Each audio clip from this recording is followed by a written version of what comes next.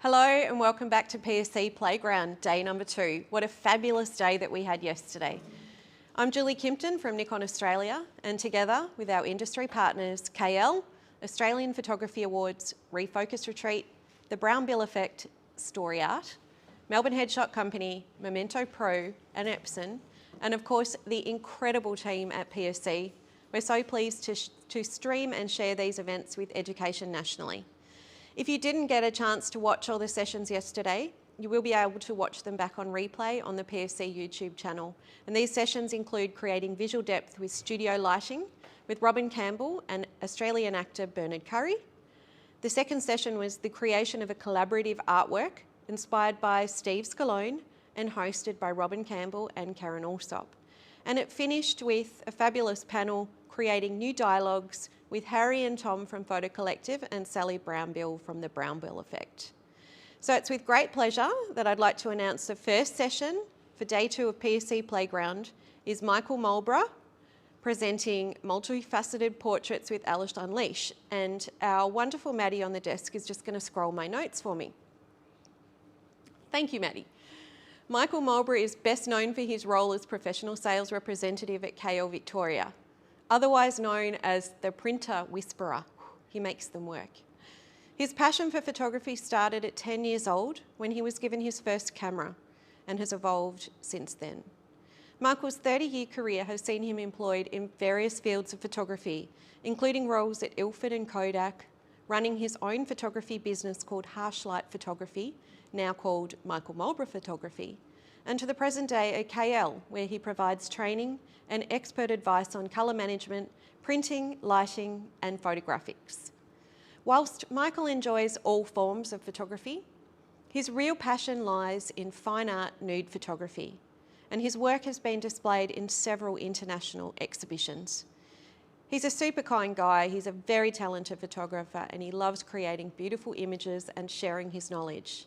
And he's here today presenting Multifaceted Portraits with Alice Unleashed. Please welcome Michael and Alice.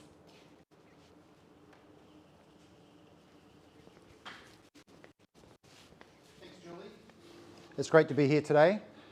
We had a great day yesterday, and I'm hoping we can do some more exciting and interesting things for all of our students and partners today. I'd like to thank Alice for coming in. Alice and I have worked in the setup that we're doing today a few times in the past, and obviously today she's in a sparkly dress. In the past we've done some fine art nudes, but today we're going to do some portraits inside the little studio set up behind us. We're going to run through 3 sections. We're going to do a shoot for about half an hour and some discussion around that. Then we'll have a short break, then we'll go through to some retouching and then a break and then also some print workshop at the end. So we should hop in quickly and get started. Awesome. Any questions you guys have got, we're going to hold them until the breaks and I'll get to them in the next session. Grunt check, jump in.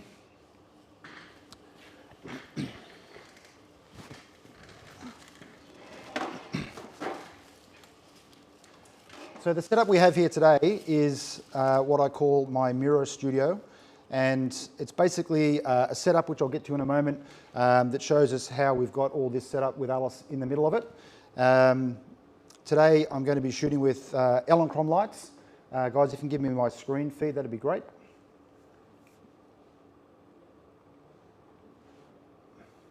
There we go. So shooting with Electron lights, this is the new ELC 500s, and we're using strip boxes on both left and right side of Alice. And I've got another one behind us, which we'll talk about towards the end of this session. I'm also going to get Alice in a moment to use a spider checker so I can photograph her with that in the shot. And we'll use that when we get into our retouching, and I'll discuss that down the track. And today I'm tethering from my Nikon Z7 direct to my laptop wirelessly via the Air Direct from Tether Tools. And that'll show us on screen when we get to that in a moment. And there's a little picture of that guy. And there it is on top of the camera. And I'm going to be tethering into software called Smart Shooter, which is from Tether Tools as well. So I'm just going to jump into Smart Shooter now. There we can see Alice inside our studio. And if Alice moves around a little bit, you can see that there's lots of her. And that's the multifaceted process that we're talking about today. the actual setup for this looks like this. So we actually shot images for today. Alice and I came in last week to PSC and we shot some images that we can talk about later in our prints section today. So I had all this set up. We did some about half an hour of shooting, and as you can see on screen here, we've got the light stand, or the stand with the camera on it, my mirrors on a stand as well, and some light boxes and some soft boxes on the side. And there's a close-up of that. Normally when we shoot this, and when Alice and I worked on this last time, I don't use a tripod because I find that I'm inside the mirrors and I can see a lot more things happen quickly through the camera. Today we're shooting it through this software and I can see what's going on, which is great. So I'm a little bit disconnected from how I would normally work, but we should be fine because Alice has worked in here before and we know exactly what we're going to be doing, which is great. So first off today, we've got our 2 strip boxes on left and right, and I'm only going to use those. So the background is going to go to a darker tone. I've also got a light box, soft box behind Alice, which will turn on later to give us a white background. And if we get time, we'll do another one with that white background with a different effect with a different top. So what I'd like Alice to do is just come in nice and close. That's it. Just sit up nice and straight. Now, if you heard Robin talk yesterday in her presentation, she was talking about symmetry, and obviously this is all about symmetry today. So when Alice is doing something, if she's looking straight down the camera or heading straight onto me, I can get her to move her hands up and down and around, and when I take a shot, it'll go around all those mirrors, which looks, I think, pretty amazing. So Alice is moving around there now, which looks amazing. So I'm just going to stop right there. I'm just going to check focus and take a shot. So there's our shot of Alice. Get the raw one up.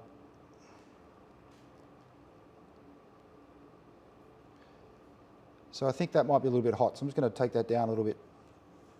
Try that again. Just take one more shot, Alice.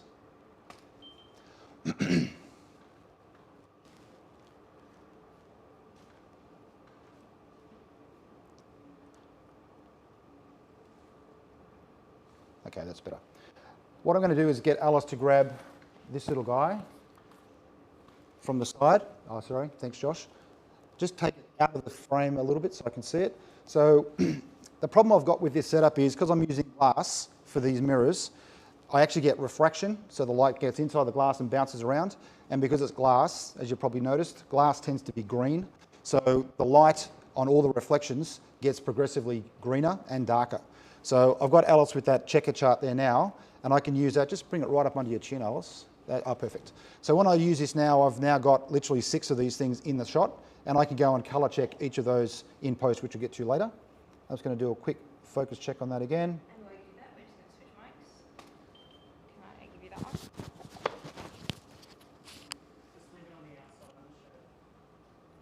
Yep.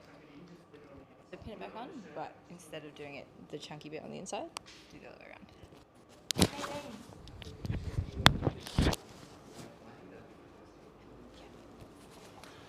So Alice has got one of these, which is a Spider Checker 24 in shot. Just going to grab another one of those. And Alice, I'll get you to do the same thing, but just flip that over so I've got the back side of it. Great, thank you. So now I've got a grey balance, which I've got there on screen, and I've got the colour one as well. So when we get into post, I can go through and check just how much exposure differences we're going to have between these shots in the mirror. I'll get you to pop that down, fantastic. So let's get some creative stuff happening. Let's move in nice and close, fantastic. That looks great, perfect, just like that. So I'm waiting for my preview to catch up.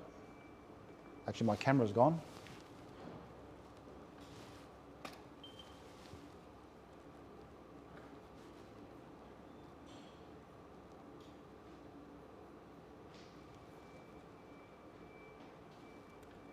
Sorry guys, my camera has dropped out for some reason.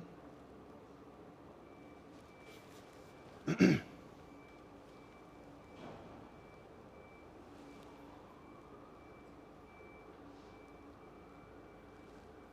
it's back. There we go. Beautiful. So you can see we've got Alice in the middle here with her hands up. So I've got these dark shapes and I've got the dark in the corners as well. So we're just going to move around slowly and just do some different shots as we go through this setup. That's great. Head back, fantastic. One thing I'd like to do, if we get a chance today, is just behind Alice's neck and head there, I'd like to have a hot spot in there. So I've got a focal point in the middle. So I'm going to use a different softbox a bit later and hopefully give us, oh, that looks fantastic. Beautiful. Just get your fingers nice and symmetrical together like this. That's it, in the middle. Beautiful. The problem with this process is you look at one thing and then it's multiplied numerous times. Because we're shooting today horizontally for video, sometimes I will flip the camera vertically and I can then shoot and get a much wider view all the way down into the mirrors. And if I get a chance, when we get to our retouching, before we start that, I'll actually take the camera off and I'll show you guys what that looks like as well. That's great, Alice, thank you.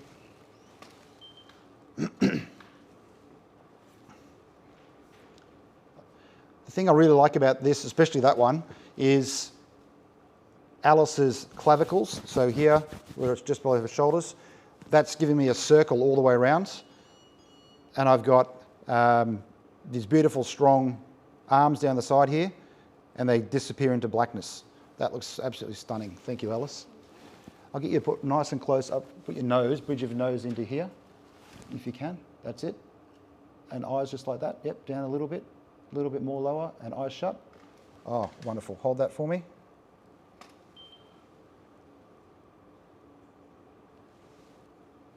That looks cool.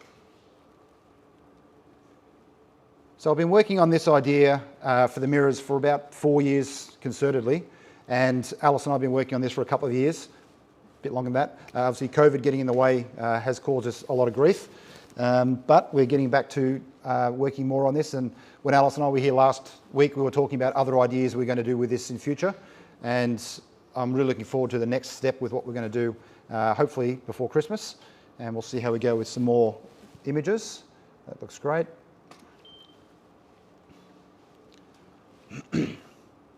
So whenever Alice puts her arms or head at the edge of the mirror, it literally gives me a copy all the way around. And if she puts her head or her hands in the corners where the apexes are, I get these little circles of information and just like a shape in the corner, which I really love. So I'll get you to put your hands out that way just so that they're, that's it. That's it, nice.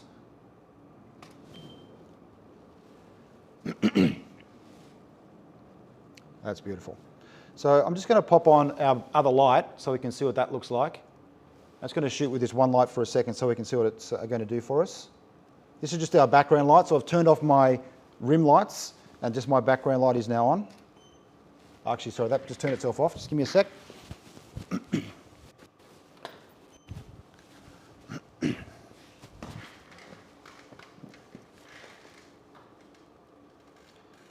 Try that again. There we go. So now I've just got silhouettes, which looks amazing. So I'm going to turn on all the lights now, and I'm going to use the rim lights to light Alice, and the background light's going to give you a bit more detail, even though it's white in the background there. So that looks great. I'll get you to do 2 of these, Alice, so do that one. And I'll get you to put both hands down in the corners like you've got. That's it. And see it nice and straight. And head back for me. That's it. Just hold that for a sec.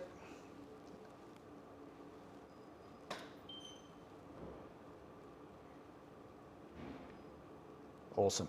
So now I've got this lit section in the middle of Alice from the strip lights, and I've got the background has some light on it as well. As I said earlier, what I'm hoping to do is just put that softbox behind Alice in the next setup if we get a chance to do that, and I'll just have a hot section just behind her head there. Let's play around with some more of those. That looks good. Yep. Just get your thumbs and put them out so I can't see, and just the finger and palms of your hands so I can't see them on the frame. But just bring your fingers in. That's it. Yep. Perfect.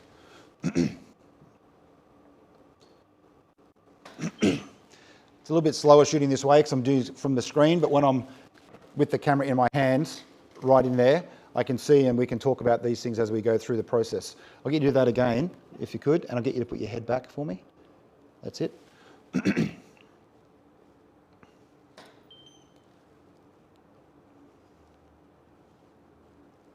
Nice. Let's bring the hands in the side and do the fingers this way. I'll actually do this way, just at the knuckles. Yep. And elbows up high, so I'll just get to see, yeah, perfect. So elbows out straight as you can, and then we'll just get second knuckle, I think. And as wide as you can, I think. Yep. So I'm just putting some information in that negative space in the bottom corner there.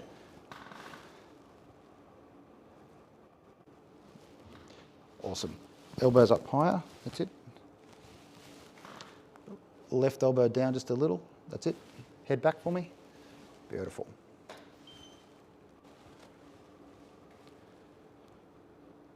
Nice. Let's bring in and get hands the other way around and bring them out to the edge and down in, so get splayed the fingers all the way out, that's it. All the fingers. That's it. That thumb just up a little bit so it's on the glass, that's it. Awesome.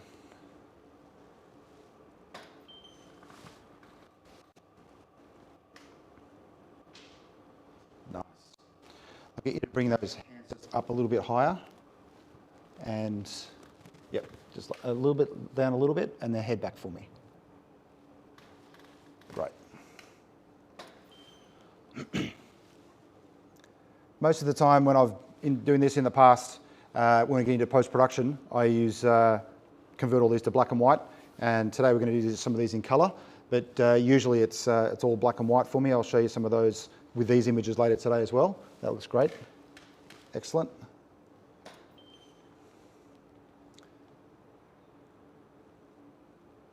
Yeah, cool. I'll get you to hunch your shoulders in and lean in. Try and get your shoulders to touch the mirror if you can. And then just head to your left just a little bit more, little bit more. Stop.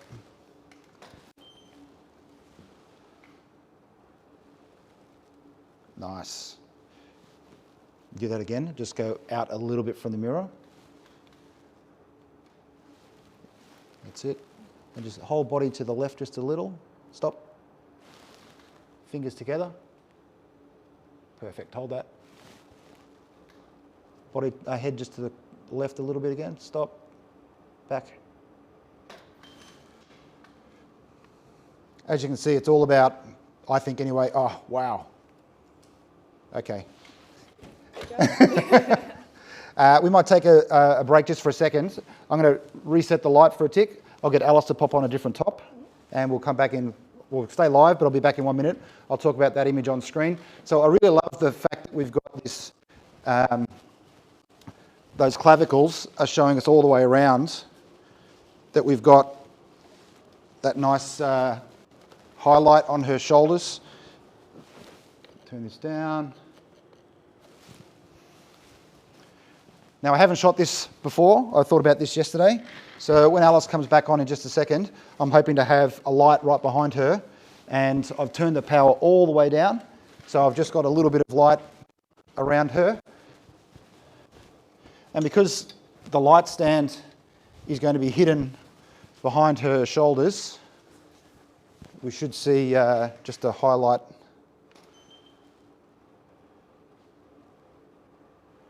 Yep. So she'll be hidden in there.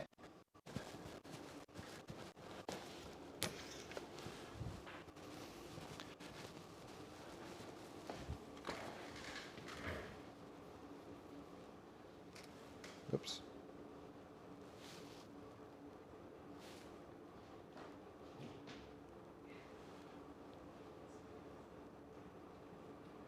I've got the preview on this for you guys to see at 5 seconds, so I can't shoot too fast. If I turn preview off, I can shoot constantly, but because we're just going to do it this way for so you guys can see, I've slowed down a little bit. Just going to set that light up a bit better.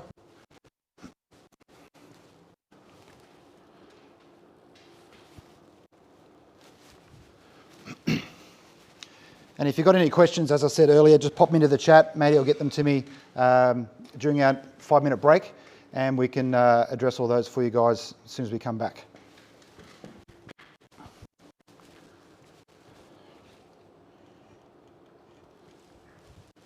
Alice is on the way back. We've changed to a different top, so this one's a bit sparkly. It's more of a t-shirt style, and we'll see how this one looks. Excellent. Hop in for me. Right there. Great. Okay, so Alice, this time what we've got is that light right behind you. It's perfectly on your shoulders, so I'll get you to sit a little bit further forward and a little bit higher. Yep, perfect. Just have a look at that and see how it goes.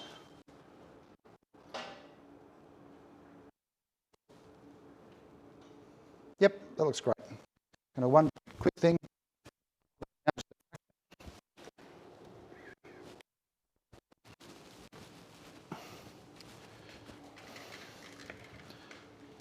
Okay, awesome.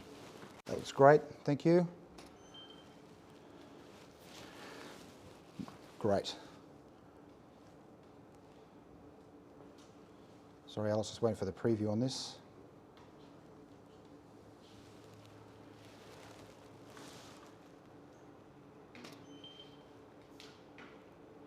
Oh yeah, hold that.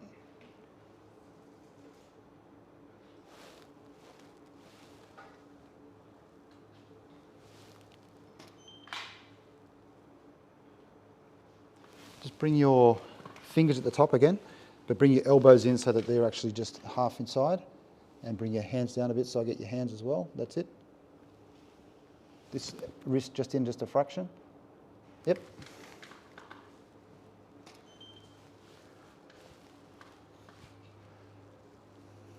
Same thing again, head back.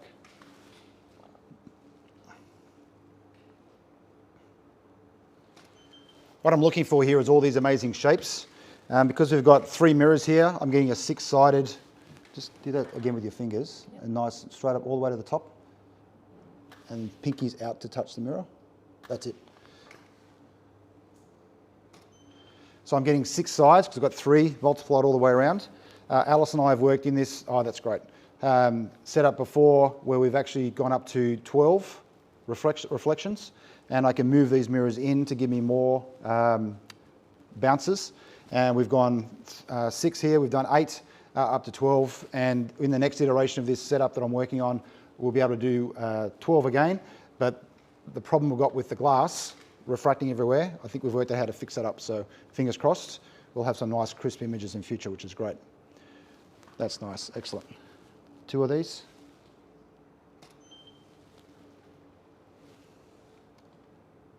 And head back for me, hands where they are.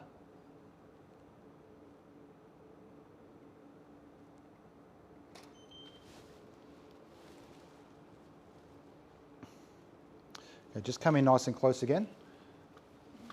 And hands down the bottom. Bring them out a bit and spread the fingers out. Yep.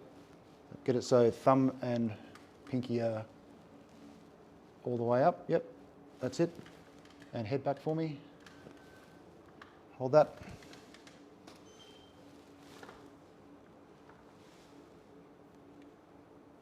Awesome. So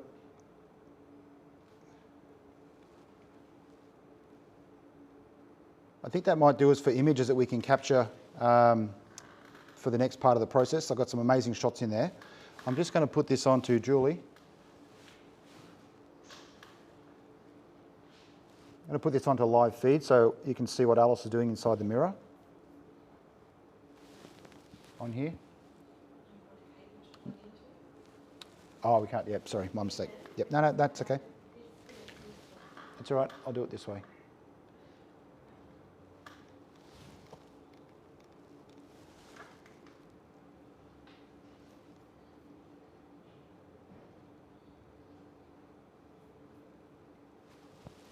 No, it's not showing me. No, it's okay. It's all right. I thought it was going to come through here. We might put up the 5-minute break slide. If we could, that'd be great, guys. So the next session is going to be in a 5 minutes time, and we're going to do some of these images that I'm going to go through and choose my favorites, and I'm going to go through a Photoshop process of getting these ready for print. So 5 minutes time. In the interim, if you've got any questions, pop them in the chat, and Maddie will get them to me over the break, and then we'll go through those first before we get into Photoshop. So we'll see you guys in 5 minutes. Thanks for your time. We'll see you soon. Thanks, Alice.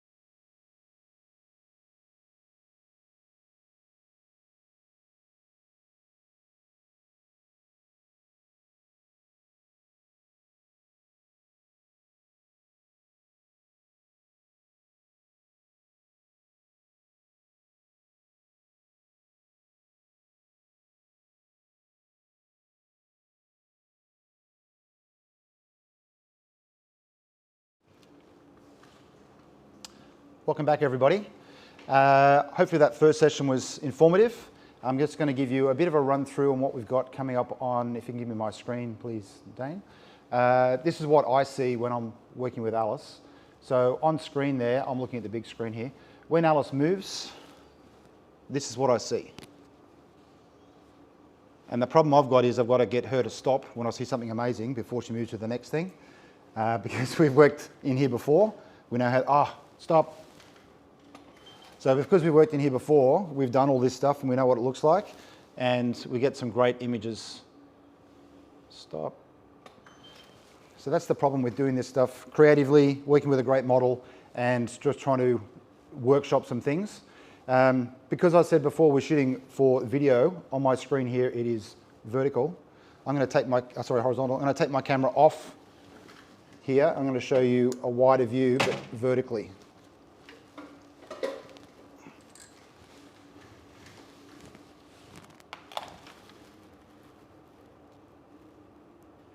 Hold that for me.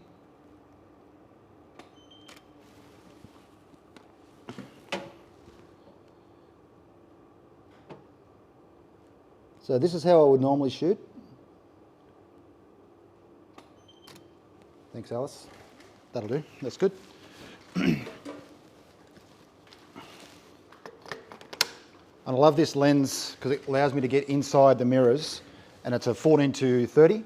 So I've got ultra wide, and I've got the middle of the mirrors and all the reflections around the side as well. So I can get all of the periphery in shot,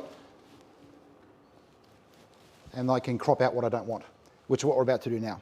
So Alice, thank you very much. I'll see you towards the end. But we're just going to run through some Photoshop images from what we've just done this morning. So first off, today I'm using my Wacom to do the retouching. I don't really need to use this for today, but because it's fairly basic with what I'm about to do. But I honestly can't retouch or use Photoshop without a Wacom because it feels alien to me. I've been using these things for a long time. And this is my Intuos 5. And I'm now using one of these, Alice, I'm terribly sorry if she's gone. I'm now using a Cintiq 22 at home, which has a screen in it, so I can retouch directly on the screen. It's a bit too cumbersome to bring in, so I didn't bring that with me today.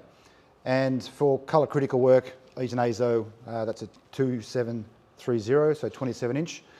So when I get into the color critical aspect of things, I get the right color, especially for print. So today we've shot quite a few images. Just going to turn off all the stuff we don't want here. So I just want to see camera raw. Now it's going to flick through, if you've got my screen there. So this is just a very quick run through of the images we've shot today.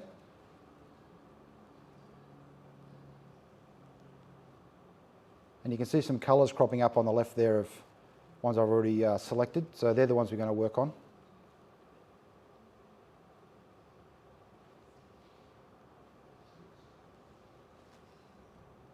And they're the last ones we just did. And I've already gone through and had a chat to Alice, and we've approved, actually I'll take that off. We've got some images here with 5 stars. I'm going to open up both of those two for colour. And then we've got these guys we've gone through. But I like this one. So we're going to open up that one in Photoshop. Double click. Just one thing with the Z7, what I've done, because I don't need all the frame, I've actually got the camera to crop down to a 4x5 inch ratio, 4x5 ratio. So it's close to square, because that's what these images are going to end up being. So it's not 35mm, so 1 by 1.5. And I can save a little bit of hard drive space with that, because the files aren't that big. But just if anyone's curious about the ratio. So I'm in camera raw. And what I'm going to do is just a little bit of exposure, just a fraction, half, or maybe a bit too much. And the magic of this for me is in the geometry tab. If I turn this on, I can go up to these lines and I can draw in some perspective lines, and that's going to straighten up my frame. And I can do the same thing vertically and bring that down, and it now has straightened up that whole shot. So very quickly, I've taken away a lot of the perspective issues that the camera might have put in. When I'm in the mirrors, if you have a look at that top section of the image, you can see there's a line that runs through the subject. That's because the mirrors are joining together, and I get that black seam. What I want to try and do is keep that in the middle. So when I had the camera set up at the start on the studio stand, I moved the set and I moved the camera around to try and get it so I had that in the middle. So it saves me some retouching later on if I need to go down that path. But if the camera's out of alignment slightly, providing that line is correct in the middle, Camera Raw can do all the orientation for me, which is great. Now I'm going to open that up in Photoshop itself. I'm going to open that up as a smart object, so I can come back to this later on if I need to and do any color editing on the raw file. I'm going to make that a little bit smaller. Now I'm doing this the slow way. I would normally have actions for all this stuff set up. I'm just going to put on some guides. You might notice as I use my Wacom, there's some things I do a couple of times like I just did then. What I'm basically doing is I'm using my Wacom as if it was a mouse.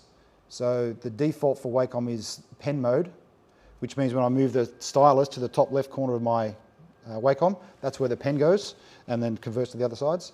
I've been using these things for such a long time that they didn't have that feature when I started, and I'm so used to using them like this that I still go that way. However, on my Cintiq, I have to use it that way because it's the screen, and I just need to get used to using different ways of thinking. So just put some guides on there, and I've now got the image in the right orientation. I'm going to go up the top here and choose a shape. So I've got my hex shape. I'm going to turn on coming from center, and this sometimes is a little bit flaky, so I'm just going to turn on subtract from front shape, hold down shift from the middle and drag out my overlay. And then if I go back up here again and click that, it's now gotten rid of all the background that I don't want, and I've now just got Alice in the shot. I'm going to go back in and choose the background layer and just increase it out a little bit.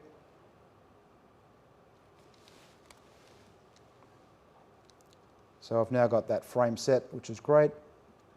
I'm going to make my canvas size bigger. Whoop, wrong one.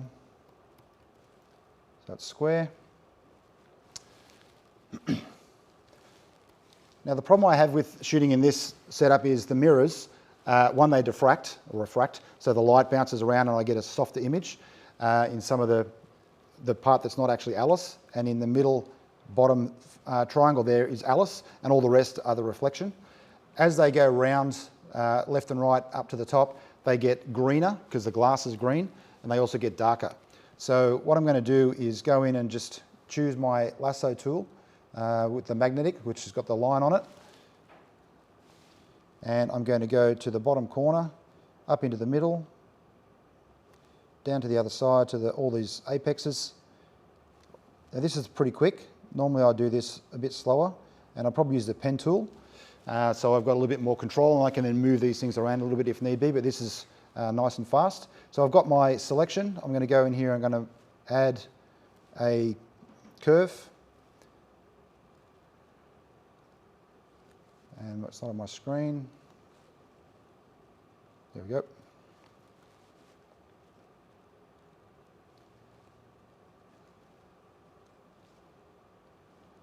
There we go.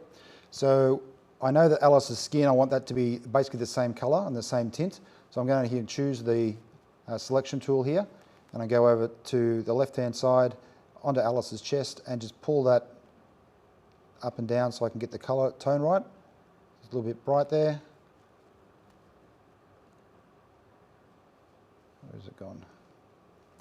And I'm going to go into the green channel, do the same thing, select it, take out a little bit of green to try and get that skin tone similar. Now I'm going to do the same thing with the other quadrants.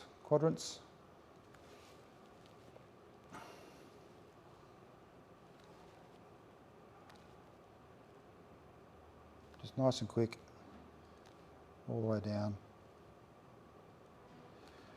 Now when I did this in Camera Raw earlier, Oops, sorry, wrong one. There we go. Try that again.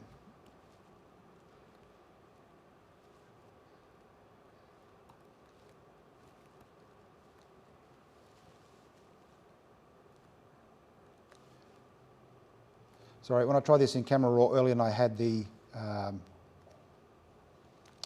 colour checkers up, the difference in green and density is only a point or two, so it's pretty hard to, that's just not working.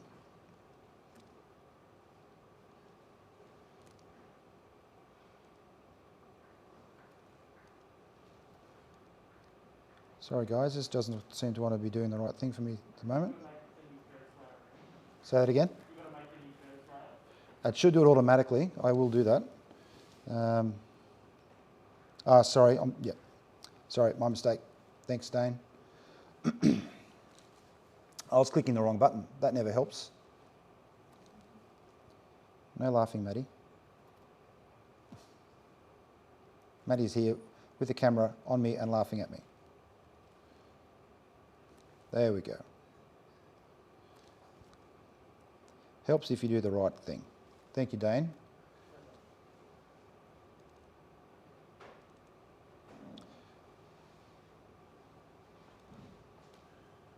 My curves, there we go. Okay, so choose that again. Over to here. Lighten that up a bit.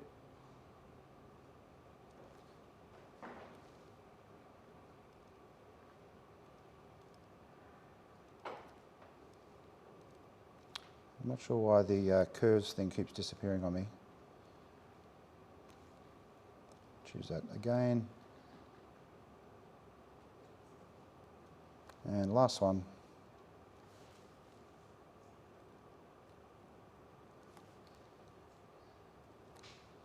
Down to the middle, top.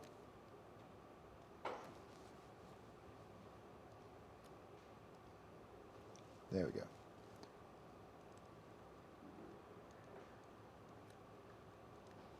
And lighten that one up as well.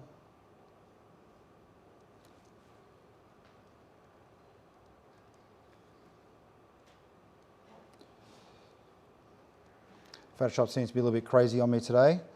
I don't usually use my screen at this res, so when we've got to do the feed, it's made things not fit the screen.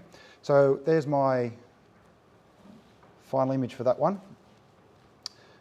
As I said before though, I do like my black and white, so I'm going to do a black and white on that as well. And in here I can go through and change some things around. So Alice has got red lipstick on and her dress is green and cyan and purple. So blue, sorry, so I can tweak some of these. There we go. So I can put a bit more colour into those dots. Really love that. And then just so I got a little bit more focus on her face, I'm going to put another curves layer on that. I'm going to just go up to the default up here and go lighter. I'm going to fill that with black and just get a big brush.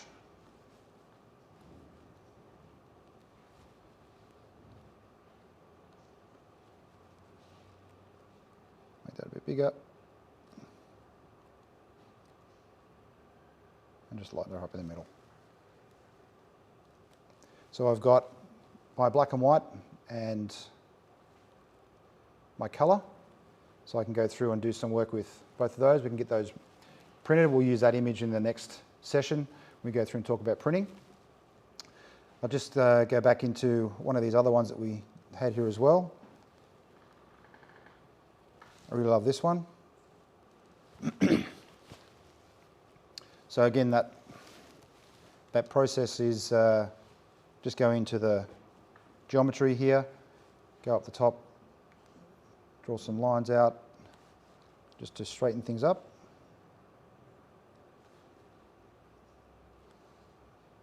All the way down. And open up as a smart object.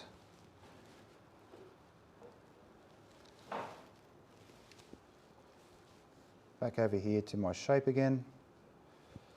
Just going to put some guides on.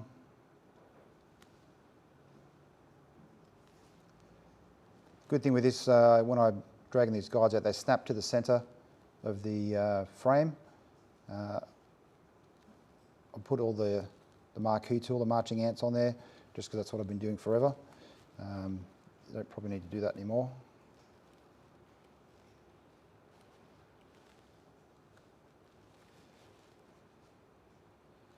And get my shape back. All these things should still be there. So there's my hexagon, pull from the middle. Just going to turn this on for subtract. Drag that out. And the good thing with this, when I was saying before, I've worked with this with Alice before, when we had 6 and then 8 and then 12, I can just change the shape of that hexagon to an octagon, and it will give me those 8 sides, and I can drag those shapes out. When I'm using more than 6, because you can see with Camera Raw, I've got those lines I can draw in, but when I go to 8 and more, sometimes I've got to move things around a little bit. So I actually use warp and puppet warp in Photoshop, and I can drag things around and lock things so they don't move, and I can drag parts around, and because it's a raw file as a placed element, it will just regenerate that data so it doesn't go too crazy and pixelated. So I've got that selected. Just going to go back up here and turn that on. So I've now got Alice in the middle and white around the edge. Go back up canvas.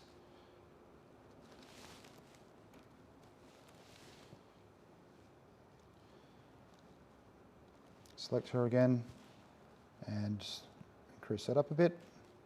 Just going to zoom in and make sure that she's in the middle.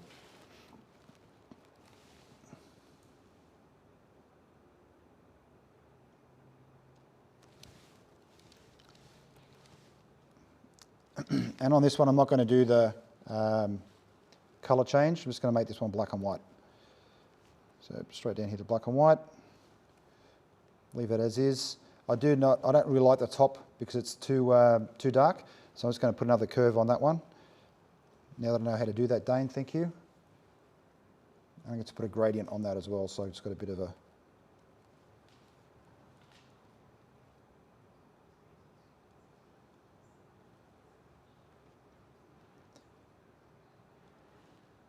So I can just lighten that up a little bit.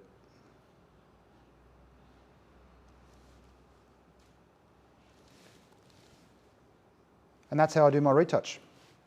So the good thing with this for me is Camera Raw allows me to do all my lines shaped up so that they're square, and then they come into Photoshop. It's a very straightforward process. I don't have to do any real retouching for these particular images, which means moving pixels around and cloning and whatnot. But if I needed to, I would be using this thing all the time, my Wacom. So that's how I would do my retouching. I think we're going to take our 5-minute break, guys. Yep. So any questions, pop them in the chat. Look forward to catching up with you soon. And the next session is going to be talking about how I've done my printing and on 2 different papers. So I'll see you in about 5 minutes. Thanks, guys.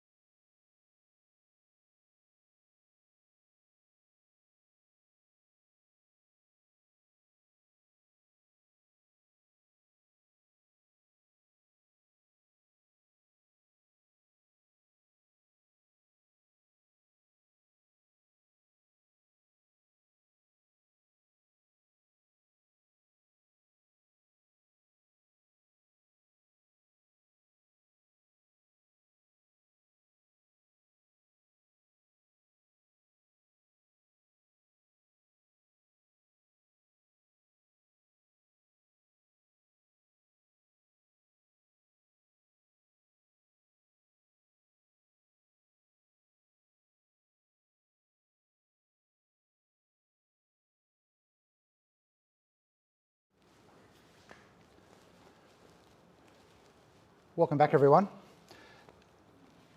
I'm just going to go through a couple of questions, if Maddie can get them up on screen for me.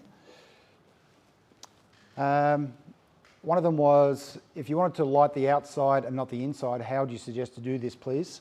So I've done that in the past. I've actually had a flash here and here and here, and it gives me a very flat light coming on the front.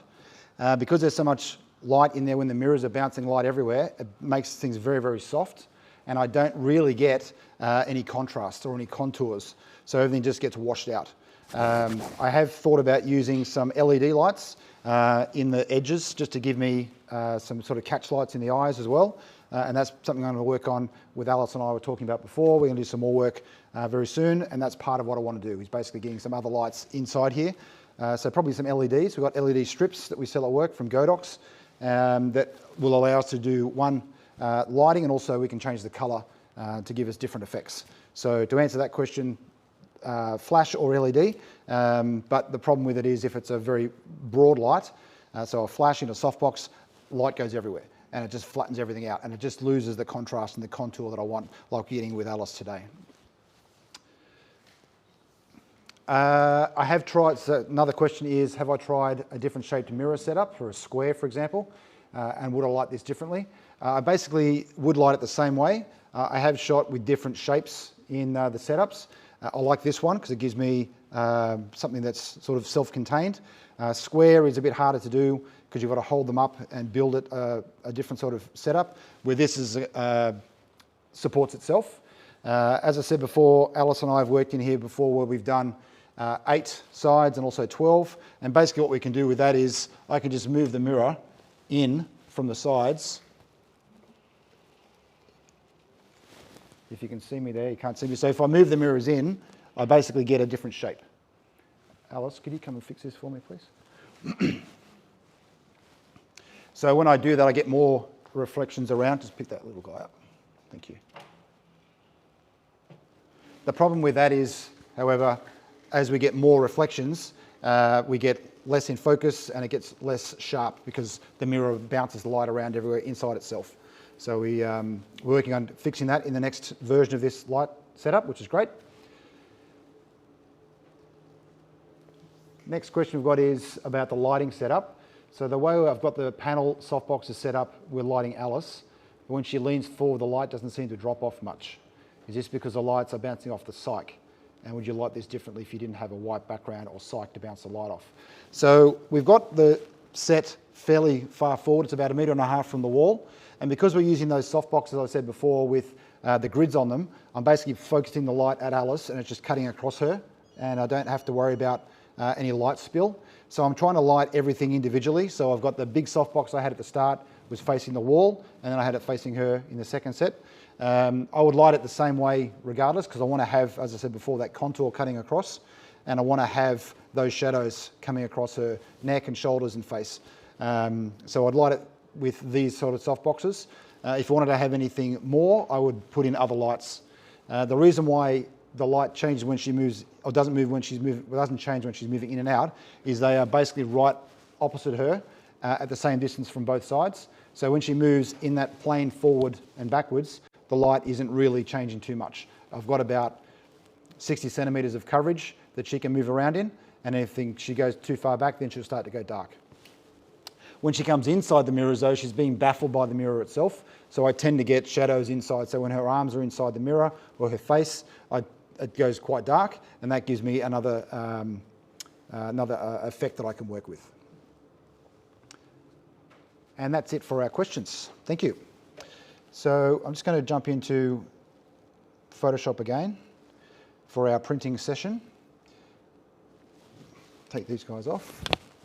So I've got my image of Alice that we retouched earlier, and it's ready to print. I'm just going to go and resize it for print. So I've got a 360 DPI, which is what I want, and I want this to be 41.4 centimetres. I'll explain why in just a minute. When I've done this process here, we're going to have a look at some prints that we did last week already. If we can have my screen, yeah, great. So we did these prints last week in the PSC print shop. And the two printers you see in front of us here are the Epson 5070 printers. They're 17-inch wide. They take rolls and sheets. And I did prints on the left-hand side one with a matte black printer, and the next one is photo black printer. I'll explain that more detail in a minute. Next to that, we have the Epson 270, which is a 64-inch wide printer. And in the far corner, you can barely see it, is the Epson 9560, which is a 44-inch high-speed printer. I did these today last week on the 5070s because they're A2 size, so they're nice and easy to manage. And I ran them through these two guys. In the middle there is the iMac that we drive all this with, and I'll explain the software that we used on that in a second. Once I've done the prints, I put them under the GTI lights that we've got on screen there, which gives us color correct viewing to make sure that everything looks fine. And then before we even get to that, I've got the AZO display on the right-hand side there and the iMac that Nathan in the print shop uses to check color. So as a student coming to PSC, all the files will be viewed through these screens and then through the software that I'm about to touch on shortly. Printed the images today on Canson Infinity fine art paper, and I've done them on aquarelle rag photographique, platine, just to give you some different looks at how the paper reacts to the surfaces. And if you're a student of PSC, you'll be familiar with the print wall, and that's where I put them up last week so I could check them out. And Nathan and I discussed what I would do with these files next. And part of that discussion was we found that they were too green and the density was too dark. So I went back in the workshop that we did earlier on Photoshop with those triangles and the curves. I basically went through and redid those files so we can get them to look like this. So back into Photoshop, we've got our image of Alice on screen here. I've resized it. I've done it at the size it's going to print onto the paper. So go down to print.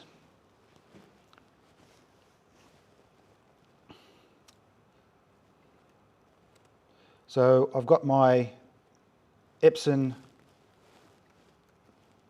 5070, you can see that up the top there. So I've got my printer set up. I'm going to go down here and I'm going to choose Photoshop Manager's Color. I'm going to scroll down. And I'm just going to use Platine for this one. Go back up to print settings. So this is the process that you would do if you had a printer at home and you're working in a color managed workflow. And by that I mean you've got your file with a profile on it, so Adobe RGB or sRGB. In this case it's Adobe RGB.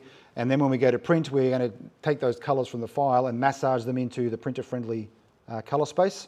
And that is the ICC profile that we've got that I chose there before. I'm using the Canson canned profiles for today. But basically, when we set up printers for clients, part of my job is setting the printer up and then getting them color correct by doing custom profiles for their printers. So I've got my printer set up here. I've got a preset already done, but I'm going to skip through that. So I've got a borders, A2 on sheet. I'm going to go down to print settings. It's manual feed. I'm going to be using premium luster as my base. 1440 resolution, high speed on, and hit save. And I want this image to sit at the top of the page, so I just need to go back into here and change this up. So all those steps I've just done, there's about 15 things you've got to check. Photoshop asks you to do that every time you do a print. So if you do a print one day and you come back with another file the next day, you've got to go through all these processes. So I'm showing you how this works because this is what we would do normally when we set up a client who prints from home. If they're going to print through PSC, I'll show you that process in a moment. So I'm just going to hit print on that. And off that goes to the printer. And there's our print window. Now, just so you know, this actually won't print. This is just a dummy printer I've got set up. So it'll go through the process and do all the things it's supposed to do, except it won't physically put out a piece of paper. Then that's finished. Now, if you came to PSC and got your prints done, because there's so many students here, and a lot of other labs who do this process as well, we use software called a RIP, and a RIP allows you to throw a lot of different files into the print queue and do all of them on the same types of paper or different prints. And you can see here I've got one that we did last week with Alice.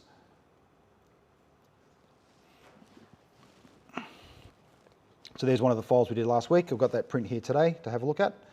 And you can see that there's all these other files in the queue here that are all ready to go. So if you can imagine doing every one of these files individually in that process we did with Photoshop, it's going to take a lot of time. Nathan at the print shop here can throw all the students' work into the print queue and print them onto different types of paper, whether they be glossy or matte, and different printers. So as you saw, he's got 4 printers there, the 5070 with matte black ink in it. Matte black ink is designed to go onto rag and art papers. The one next to it is the photo black. That is for glossy papers.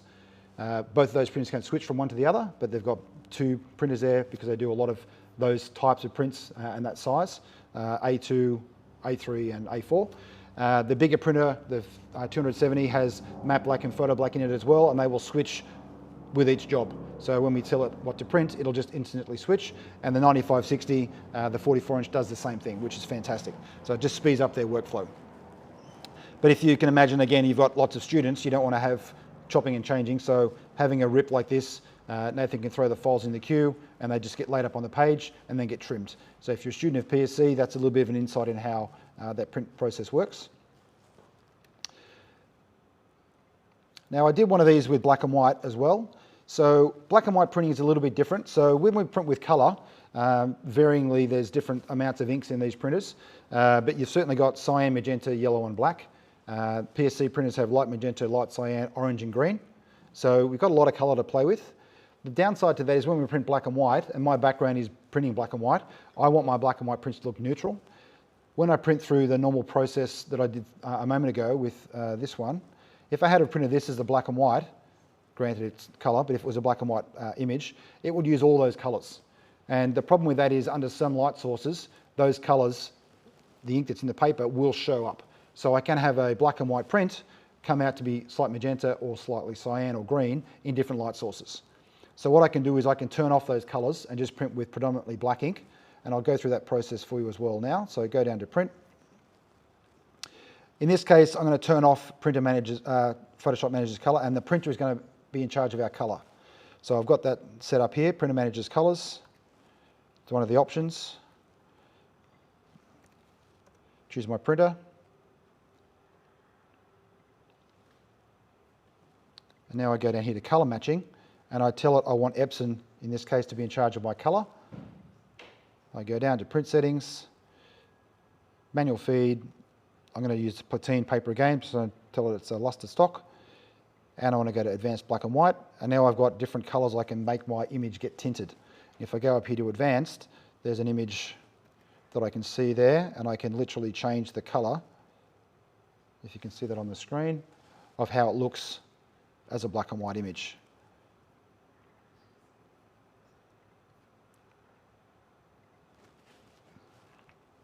Let's go back in there and double check that. Yep.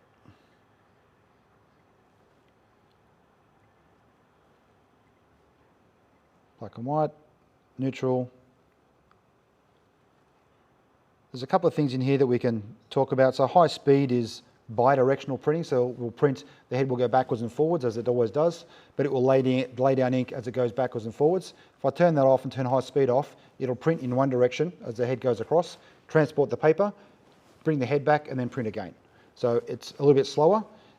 Quality is about the same, but if I turn on finest detail, I get slightly smaller dots in some aspects. So I usually have finest details on. I don't think I had that on the last one. So if I go save, and I've got my same issue here before, put that up the top. I didn't resize this one. So I've resized this to 44.1 centimetres. I didn't resize the resolution either. Because when I print on these printers, I can't always print full bleed, which means I can't have a piece of paper with no white edges. So the printer has to hold the paper, has to know where the paper is. So I'll always have ink coming over the sides. Not always on the leading edge I can't, and the trailing edge I can't. So on that previous one, I actually resized the file to fit inside the paper size. So if we have a look on here, there's little hash lines around the edges. They're the bits that I can't print on that paper. And similarly down the bottom, that's what they call the grip edge, so where the paper is held at the back, so I can't print to there either. But I've got that in the spot where I want it to now. I'm going to hit print, and off it goes and does its printing. Now, I've got some stuff that I prepared earlier over here on our print table.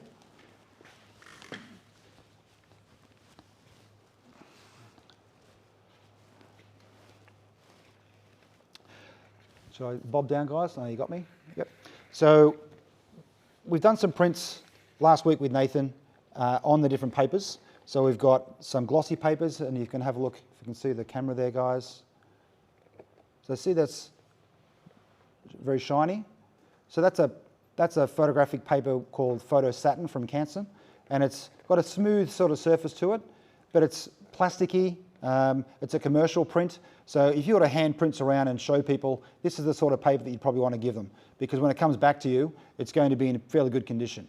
If I was to do it with an art paper, which is very soft, it's going to get damaged quite a lot. So that's a Photo Satin paper, and I've also got one here which is a gloss. You can see that that hot spot on there is really, really glossy. If I compare those two, maybe just see the difference.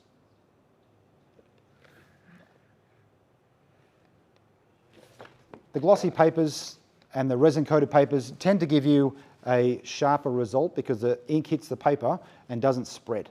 So there's inkjet coatings on all these media to try and hold the dots so that they don't bleed through the paper and out of the coating. But the glossy papers tend to give you the best, sharpest result. Personally, I don't like glossy papers. I think they look too commercial. So I like to have a paper called Platine, which is a rag paper base, so it's cotton. Has a very similar sheen to the one I had at first, so Photo Satin, but this is cotton and it's going to last a lot longer than this stuff does. So these ones are plastic, commercial papers. These ones made of cotton. I've done some with black and white as well. That's on Platine. So you can see some black and white images compared side by side.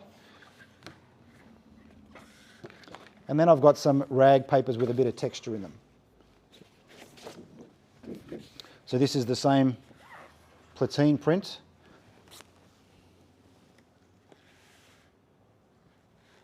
Platine on this side, so that's the glossy print. And this is Arche Aquarelle. And this has a very textured result to it. So with this one, when I look at this, I was an artist and I was a painter, and I want to work with a very textured paper. I could paint on this type of stock, but then I could go to a art reproduction lab similar to PSC, and we could reproduce your artwork, Julie, on paper very similar to what you paint with. I'm getting thumbs up from Julie because Julie's an artist. You should check out her work, it's amazing. So you can literally use the paper that an artist would print on and then reproduce that. Personally, I don't like this texture too much. I like the smoother texture, which is I don't have a black and white of this one, but I've got one here which is Rag Photographique, which is also cotton, very, very smooth, and I like it because it's got no texture to it to take away from the image. In this case, it's Alice, so it's nice and smooth. I don't have any texture in here, where if I'm looking here, I've got this texture. Now, I can't show you that today, but we can certainly share some images of these on socials down the track, and you can see what the textures looks like. Now, Alice actually hasn't seen these pictures, so if Alice would like to come have a bit of a sticky beak.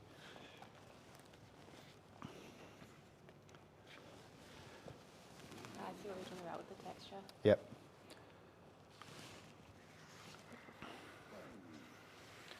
So my preference for my types of images is black and white. So the one Alice has got at the moment is in colour, and it's of the dress that she's wearing. So she had this on last week. We did our first session with that. But the black and white, I like it because it's a bit more abstract. Certainly shooting in the mirrors are abstract to start with. But when I take it into colour, it's too close to being real. Again, back to black and white. I like the shapes that it gives me. And the one she's got in her hand now is actually my favourite from our shoot that we did last week. And the one I've just sent through to our inverted commas printer is my favourite from today. I'll get those printed up and get them on socials so you can have a look at them as well soon. You can have some of them. Really? Really. Thank you. Yep. They're beautiful. Very good. Thank you. And I think we've got some questions, guys. Is that right? Sure do. Oh, okay. The first one is, what paper stock would you suggest for a fine art portrait print? I would use a rag paper. So as I said before with the Rag Photographique is a very smooth surface paper. It's not going to take away from the skin that you're photographing. So it depends on what the subject is. If it's a baby or someone with very smooth skin, go with a smooth paper. If you want to have something with a very strong portrait with deep shape to their face, so wrinkles and whatnot, you might want to go for something with a bit more texture. I probably wouldn't go for aquarelle. I would go for something like BFK, which is a new one from Canson, which has a very slight texture to it, and I like that one as well. There's a couple of different surface colours for that one, a white and a cool white, a warm white, so you've got two different options. But something that's going to be smooth is what I'd recommend. If you're going to do a painting, like I said before, or if you're going to do a landscape where you've got a lot of texture in some trees or that sort of thing, I would certainly look at something like aquarelle because it's got a bit more texture to it. Next question. It's interesting you use a laptop and not a large monitor. Is your laptop colour profiled? It is colour profiled because we import and sell data colour. So I have a Spider 5 that I use, or Spider X that I use on here to calibrate. However, I'm doing all sorts of things with my laptop, so I can't guarantee it's going to be calibrated for one thing or another on any given day. I do have an ASO that I would plug into or my Cintiq Wacom, which is also Adobe 1998 compliant. So if I was doing anything color critical, I would not be using my laptop. In fact, I wouldn't use my laptop for color critical at all. Having a calibrator on your screen, though, only gets you within the scope of saying that it's calibrated for conversation with other people who have calibrated screens. As soon as I go to different papers, and you might not be able to see this from the video feed, but with the different papers, they have a different base color to them. So I've got two papers here. The one at the front is, you can just see that, is aquarelle, this one, and this is a plastic-based paper. So this is quite blue, and this one's quite warm. So I've got two different colours here. So if I was to set my screen up to match aquarelle, it will not match the plastic one. So you need to be careful of just relying on your laptop, whether it be Mac or PC, or if you have an iMac. Ideally, if you're doing colour critical work, you need to buy a colour critical monitor. So the ASO displays, CG series have built-in calibrators to do it all for you, or the CS models have function where you can plug in the data colour devices and give you your colour profiling through the screen. Next question. Is there an Epson printer for fine art printing you would recommend? It really depends on how big you want to print. I would start, though, at the 5070, which the guys here at PSC have, mainly because if you're talking about fine art, you're probably going to want to be doing a lot of printing. So those printers have 200mm cartridges for each colour, and that is a very economical way to buy the ink. The smaller printers will certainly do the job. In fact, some of these black and white prints I did on my 17-inch A2 sheet printer at home last night. The black and whites I did on mine, and they work out a little bit more expensive than the bigger printers. As the printers get bigger, though, the cartridges get bigger as well, and the ink cost per mil gets cheaper. So it really depends on what size you want to print and also how much you're going to print. I would start at the 5070. It's probably my favourite printer at that range, and it does 17-inch sheets and also rolls. Next question. How much of your subject would you fit in the frame if you moved backwards? Could you do full body? I could do full body. However, the problem with it is, if you can see the mirrors there, whenever something is, I'm actually touching the edge of the mirror there now, whenever something is touching here, I get the reflection on the inside. So if I've got a subject which is further away from me, the further away they get, they'll be in the shot for sure, but they're not going to be reflected. So if I got Alice to walk to the back of the cyc, which is only 1.5 meters away, I don't have all the same things I can do with what I have on my screen here, on your screen here I should say. I can't get her to do things like put her elbows on the mirror and have it reflected all the way around. I would have her in the middle here, and I might have her in these other corners, other edges, but I probably won't. Having said that, talking to Alice before about the next iteration of this mirror system, it's going to get bigger, and I wanted to do full body for a long time. However, as the mirrors get bigger, they get more cumbersome, they get more dangerous, and I don't want Alice to get hurt, I don't want them to break or have to clean it all up. So I think the next size for this will be probably half the size bigger again. I can then get a person inside it, but I can't get them to be full body. I have had a model, or several models, lie down inside the mirrors, and that gives me an interesting effect. I had to shoot that vertically, and I can put some of those on socials as well if you want. They are nudes, just so you know.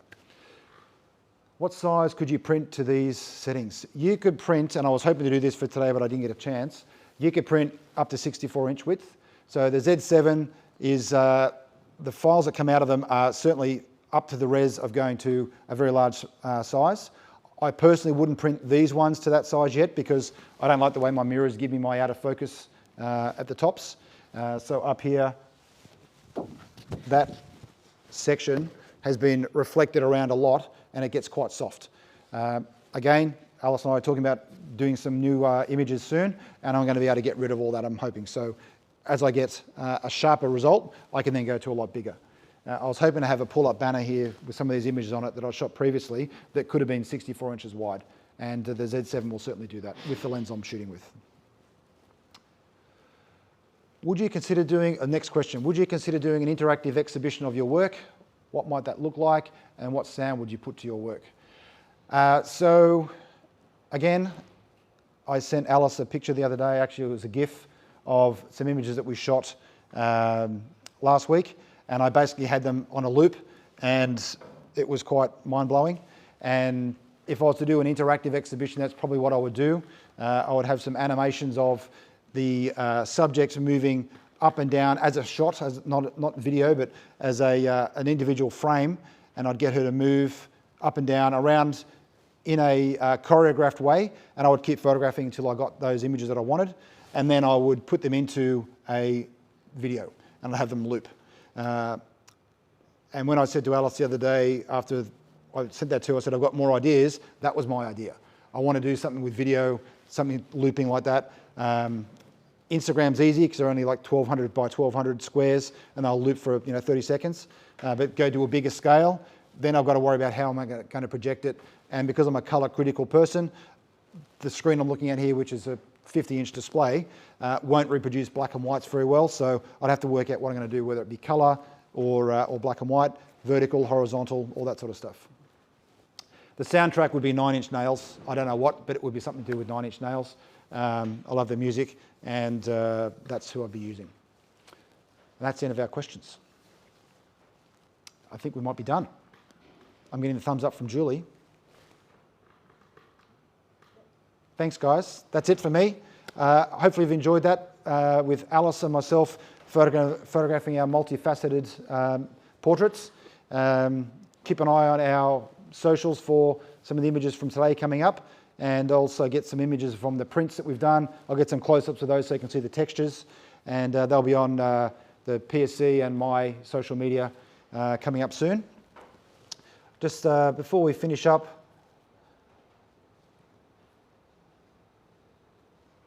there's all my details, so that's basically my business card. So if you've got any queries about anything we talked about today, feel free to drop me an email ideally. If you call me, I'm doing things like this all the time, so I don't always answer my phone, but email will certainly get me on, which is great. We've already been through some Q&A. We have some PSC Playground promotions running, so if you wanted to get some Canson fine art paper like I talked about today, you can use the code PSC 2021C for Canson, and that will get you 20% off recommended retail price. Just note that our website price is already discounted, so if you go there, just be aware of that. Also, we have 15% off for our X-Lite lighting modifiers, and the code for that is PSC 2021X. And you do that when you go to the shopping cart and you check out, there's a little coupon code box, and you can pop it in there and you'll get that put onto your invoice. And that is it for me. Thanks, guys. Thank you, PSC. Thank you, PSC Playground, if I can say that properly. Thanks, Julie from Nikon. Thanks, Maddie. Everyone from PSC has been great. It's been a great event. Thank you, Alice, once again. I look forward to working with you again soon. And that is a wrap from me, guys. Thanks a lot. Don't leave, Michael. Oh. That was excellent. And I can't wait to see an interactive exhibition. When I look at this mall, this to me looks like a black and white orange, a slice of an orange. Oh, on COVID safety, apologies everyone, I'll start that again. Yeah, I'd love to see this as an interactive exhibition, and maybe you could turn each slice, each segment of the orange into a GIF. Yep, thought of that. Thought Have a about go changing the around? colour. Thought about changing the colours as they go around. Yeah. Thought about putting things in the corners here that can change. I have a 3D printer at home, and my plan is to 3D print things that go into the middle of here, all the way around. So there's lots of opportunities. It's fantastic. It reminds me as a kid of the old kaleidoscope. Yep, that's So- partly where it came from. Yep. Really interesting session, Mike. Thank you. And thank you very much, Alice. Just gorgeous. Thank you for coming and joining us at PSC Playground. What an interesting and diverse lot of sessions we've had. So Very good true. job. As Michael said, KL's got some fabulous offers, so do check out their site specific to PSC Playground. It's all awesome. So before we wrap this session, once again, the amazing team at PSC, I'd like you to switch to camera 5, please. Stand up, turn around, and take a bow. So Josh, Dane and Maddie are our awesome students handling the production. Thank you guys so much. This wouldn't have happened without you. So next up at PSC Playground at 2 o'clock, I believe, is Pet Photography with Belinda Richards and Joe Howell, and presented by Kim Griffiths. You'll need to log out of this session and jump back onto the PSC Playground website and click on the link for Pet Photography. Gorgeous little dog, very, very well behaved, and you're going to see two of Australia's best pet photographers present a live shoot and a Q&A. So stay tuned for that one. It should be lots of fun. Thank you guys very, very much once again. Look forward to seeing you at 2 o'clock.